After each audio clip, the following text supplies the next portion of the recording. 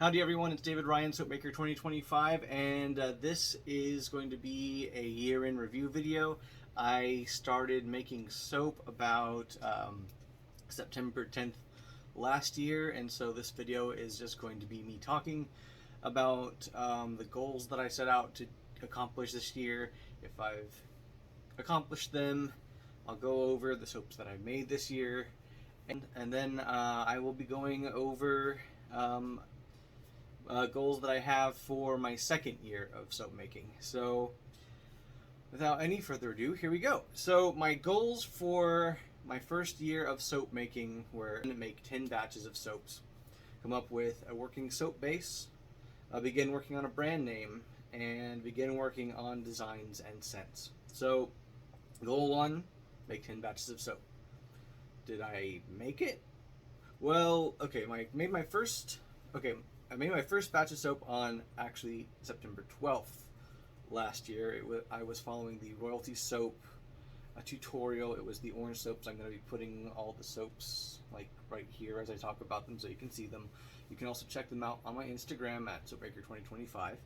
I did my second and third batch on September 20th. That was the pink and green soap, and then the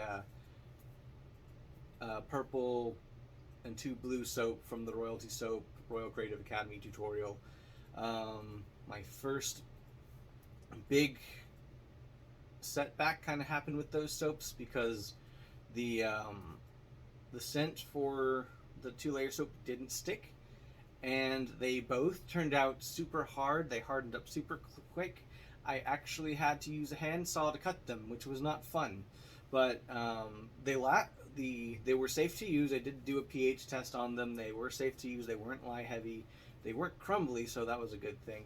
And they lasted super long. So I kind of, on one hand, I want that to happen again because it was a super long lasting bar, and that's what I want to give to people. On the other hand, it didn't keep the scents very well. Well, the third soap did, but it didn't. But the one that I really was looking forward to was the green and pink one because it was supposed to smell like basically strawberry limeade, and this fragrance smelled really good, and then it just didn't for some reason. My fourth batch was a lavender soap for my mom, and I made it on November 20th, and my fifth and sixth batches were, one of them was a coconut and palm free soap, a palm oil free soap that was requested from a friend, and then another one was my first really original idea. I took half the recipe and I made it with white tea, and I made half of it with green tea. I whitened the white tea one, and then I put green. I think I put lounge lizard for the green in that, and I attempted to do a yin yang type of a swirl to it. I did, and it turned out pretty good. It was unscented. I think I'm going to try and do something like that again with a fragrance. My seventh batch was a almost entirely tallow soap that I did for my friend when he came down here, and I added the maximum amount of coconut or avocado oil you're supposed to add to soaps, just to make sure it didn't seize up a lot when I was making it, because I'd never done a batch of soap with all hard oils before, and that turned out really well. I'm actually planning on doing. I've sent it to him after it finished curing, but I have one mini Texas bar from that, and I think within the next week or so I'm going to do a lather test to show you the different types of soap that I've done and how they lather. My eighth and ninth batches were that green coconut and palm free soap that I added honey to for my friend, and then my soap base A, which I have since upgraded to my soap base B. I'm currently using one of my soap base A bars right now. It works pretty well. It lathers okay. It just kind of gets slimy, and it's kind of one bar has lasted me about 3 weeks, and it's a pretty decent lasting bar, I guess. But it gets slimy, and it gets this weird kind of film on it, and so I'm trying to. I hope my upgrade to it is going to help solve that. And then my 10th batch was the oatmeal cookie soap, which I believe is when I introduced my soap-based bee. I increased the amount of mango butter in it and reduced the amount of coconut or oil in it. I believe I'd have to go check. I will actually confirm or deny this in the video somehow in post. And then my 11th batch was the juniper sage bar with the 3 diagonal bars, and I've actually got someone who wants that similar design to that, and so I'm going to be working on a mock-up of that pretty soon. And then my 12th batch was my Melts and Pour project. That was a request from a friend. My 13th batch was the remake of the lavender soap. The 14th and 15th batch was my tea tree coconut and mango soaps. And then I have a 16th batch, and you won't actually see that video until Christmas time, because it is Christmas gifts. And but you can please believe me when I say I have in fact done 16 batches this year. So did I meet that first goal? Yes I did, and I'm really happy about it. I've done increasingly bigger batches. That last batch I did was 9 pounds of soap, and that was super satisfying to get that done. Goal number 2 was develop a working soap base. I developed soap base A and B, and I'm about to test B to see how it compares to A. But it does work. It does. It's pretty stable. It is a decent soap. I do like it, aside from some faults that I'm trying to work on. I do feel good enough about it to sell it, and I've gotten people requesting it, and I've done some commissions. And my first batch that goes will be going out next week, so I will get some feedback on that pretty soon. So yes, I have fulfilled my goal of making a working soap base, and looking forward to improving that. So goal number 3, developing a name. Yes, I have actually. I've had this name for a while, and I've been debating whether or not I should just say it before I had all of the like logos and stuff, trademarks, etc. or done, in case anyone decided to leap on it and take it from me, because as far as I've seen, no one's used it yet. And I almost was not going to tell you what it was this video, but as of the time I'm making this, I have gotten a official logo, and I'm proud to announce that I am founding Huckleberry Soaps, and you'll notice all of my social media is going to be updated with this. Instead of Soapmaker 2025, everything is going to become Huckleberry Soaps within the next few days. I'm going to wait and do this the day that this video premieres, so you might notice that if you're already following me on Instagram and TikTok, I will be Huckleberry Soaps, and you can see my shiny new logo on all of my social media, and I'm really excited about that, and I'm excited to move forward with that as well. And so did I complete that goal? Yes I did, and I'm really excited about that and what that means going forward. And goal number 4, I have been working on designs and playing around with different scents.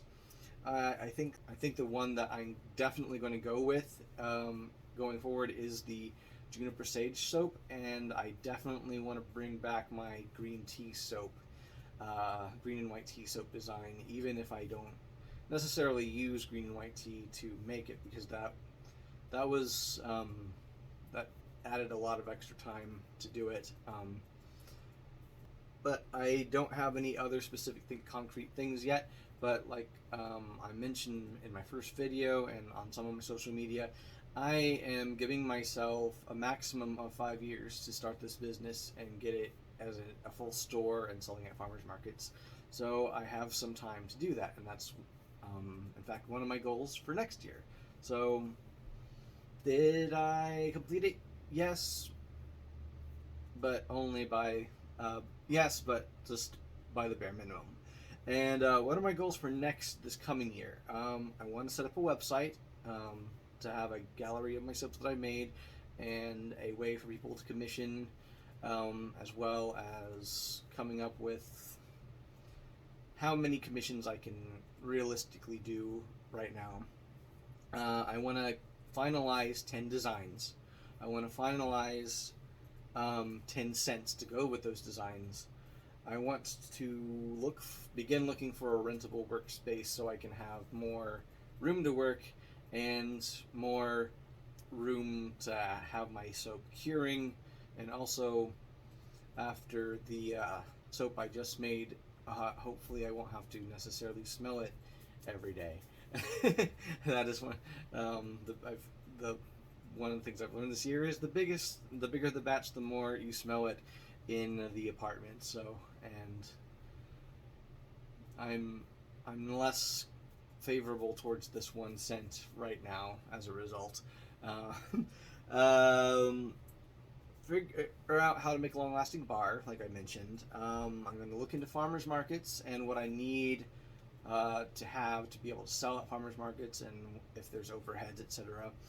And also look onto online store platforms. I know Etsy is popular.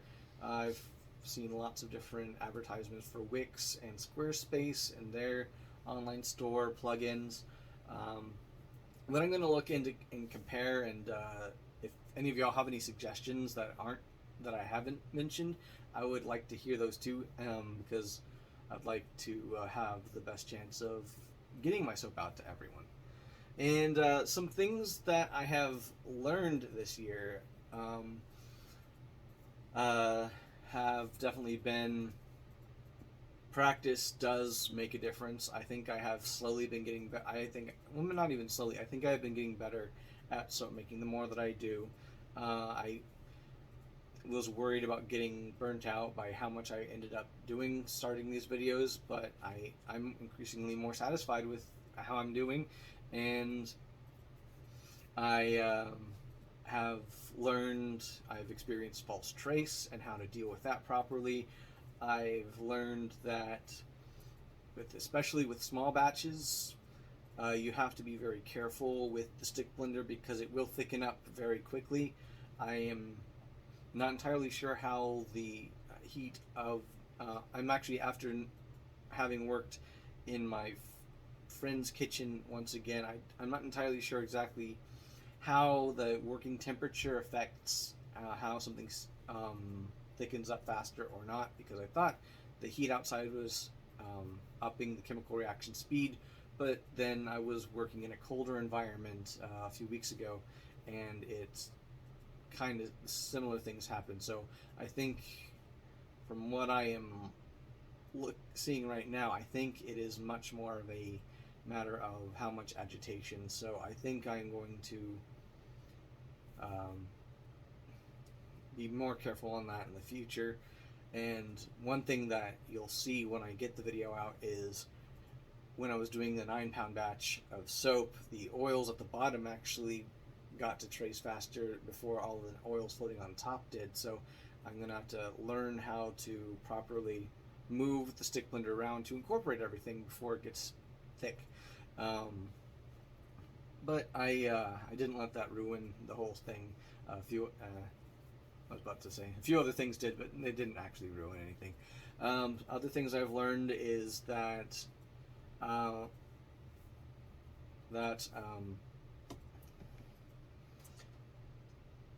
working with this mold compared to a loaf mold is very different. With a loaf mold will give you a lot more room for error as far as spreading it out, especially if you're working at an angle. And actually, I haven't tried a loaf mold on an angle yet, but I will be, because that's one of my next upcoming projects. I've learned that some color morphing can happen even when you don't expect it. So always test your batches in a small amount first before you use a new scent and color. And I will be doing a lot more of that in the future. And I have learned that this is something that I want to continue doing. So I want to thank everyone who's subscribed to my channel, everyone who's supported me in this, and everyone who's watching this video right now, and everyone who's commissioned me projects from me. Thank you so much. Thank you so much for your support, and I look forward to sharing my soaps with you in the coming year and growing my business with y'all. Thank you.